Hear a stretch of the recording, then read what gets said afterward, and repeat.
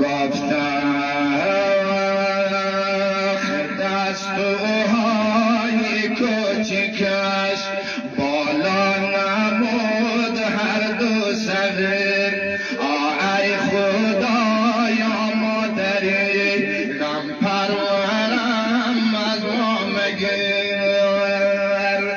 گفت من بدون مادرم زهرا نخواهم زندگی. آکن دعایم مستجاب بر حق جد من نگی.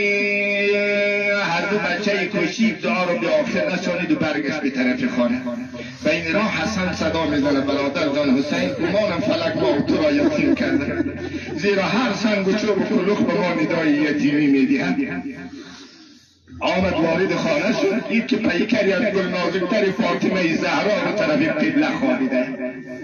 هر دو بچه کشی خودها را روی جنازه مادر انداخت. صدایشان به گریه و ناله بلنده. هاتف صدا می‌زنند علی فرزندان زهرا را جنازه مادرش جدا کن، عالم کون و مکان به هم میخوره. ملائکه های آسمان تا به دیدن این منظره را نداره. به هر قسم علی فرزندان زهرا را جدا کرد. حالا عالم شب آقا علی میخواهد به وصیت زهرا عمل کنه. مغتسلی درست کرد، بدن زهرا رو روی مغتسل گذاشت، بدن زهرا رو غسل میدی. اولی خانه علی تاریک.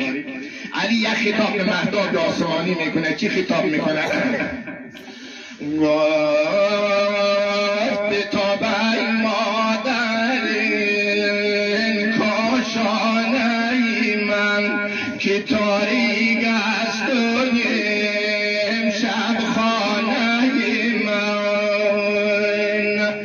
به تابع ما حسن مادر ندارد، حسینی من کسی یاور ندارد.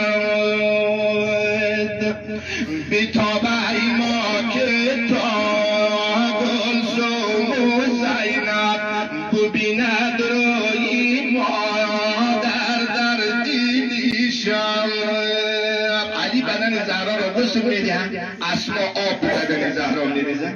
راوی روایت اسما میگه یک وقتی دیدم که علی دست از غسل دادن کشید، سر به دیوار تکیه داد، صدای علی به گریه و ناله بلند شد. اسما میگه عرض کردم مولا جان در عرب رسم کسی برای همسر گریه نمیکنه، علت چیه که شما گریه میکنید؟ یک ساعت دیرتر شما دیگران از گریه منع میکردید. علی صدا داد اسما گریه من برای جدایی از زهرا نیست. حالا من تازه فهمیدم که چرا زهرا هر وقتی که میخواست از جایش حرکت کنه تا به دیوار تکیه میداد، دست از کمر میگرفت. تازه فهمیدم که چرا زهرا این چنین کاری میکرد. بدن زهرا خیلی آزرده. اسما آهسته آهسته بعد آب به بدن زهرا بریز. علی چی خطاب میکنه؟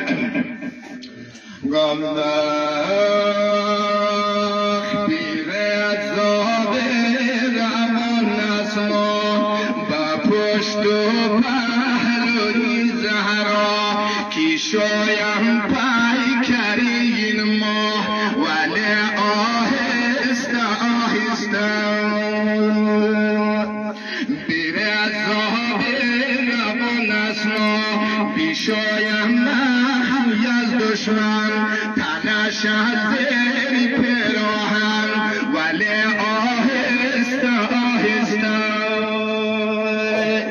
ببین خونجوی اسما زد پیکری زهرا امان از این مصیبت ها ولی آهسته آهسته. هر کسی که شد بدن زهرا را غسل داد، میان کفن پیچید، بین تابوت گذاشت. همراه چند نفر از یاران با آفایش پیکر نازنین زهرا را حرکت داد به طرف قبرستان بقیع. چند قدم که علی از خانه دور می شود، صدای از پشت سر علی بلند می شود. بابا جان علی یک دمی آهسته برو، من حاجت دارم. چی حاجت داری؟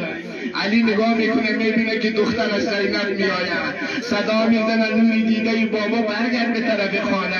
بود بابا جان مادر خیلی کنار گهواره من به خوابی کشیده، شبها خیلی برای من زحمت کشیده، میخواهم این شهر خدمات مادر تلافی کنم.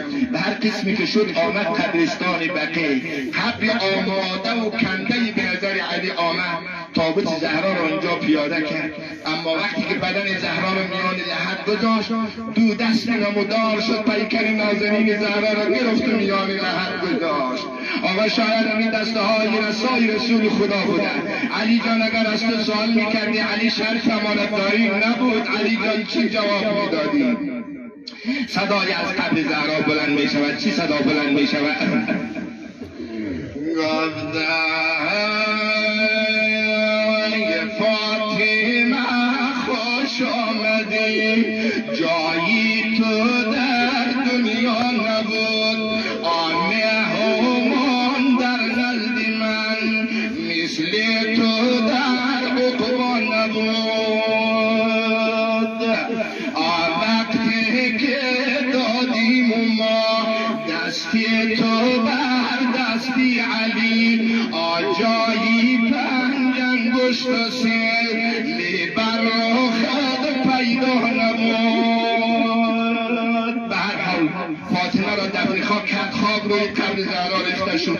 علی بالای قبر زهرا نشست، صدا میزند زهرا جان اگر مردم عرب برای من طعنه نمیداد، من تو را تنها نمیگذاشتم، بالای قبر سایبان درست میکردم، شب و روز برای سوره قرآن تلاوت میکردم. در همین گفتگو یک صدای از قبر زهرا بلند میشه. زهرا جان بگو عن دینی که و عن نبی که و عن قبلته. زهرا یک جواب داد. تا این که رسید به این سوال زهرا جان بگو عن امامی که. زهرا سکوت اختیار کرد. بار دوم سوال میکنه زهرا جان بگو عن امامی که. باز زهرا سکوت میکنه. ای خوشا بر سعادتی و کسی که امامش روی قبرش نشسته. علی صدا میزنه زهرا جان چرا جوابی نکیره اینو نمیگی؟ یک دفعه صدای از قبر زهرا بلند میشه. چی میگه؟ گفتم اولا بینگر ایمانی من روی قبری من است، آدو ایمانی دیگرم اندر میانی خانه است. آون که قبرم در بغل بگرفتن در ناله هست، آدو سومیشان اندر میانی خانه هست. بر دست و یک پیراهنم، بر دستی دیگر چادرم، اون دو ایمام است ولی هر دو ایشان را مادرم. اون دو ایمام است ولی هر دو ایشان را مادرم. ای به هر حال علی با قبر زهرا خداحافظی میکنه، میآید وارد خانه میشود. وقتی که به دهلیز خانه رسید میبینه که سجده نفس سجاده مادر تبهم کرده. صدا میزنه مادر چرا این شب نماز شب نمیخوانی؟ همین که چشمش به بابایش علی افتاد از جایش حرکت کرد، دست بابا را گرفت، گرد و غبار از صورت علی پاک میکنه. صدا میزنه بابا جان بنشین که برای تو فاتحه بخوانیم، تو را به مرگ مادرم زهرا تسلیت بگوییم. لا حول ولا قوة الا بالله.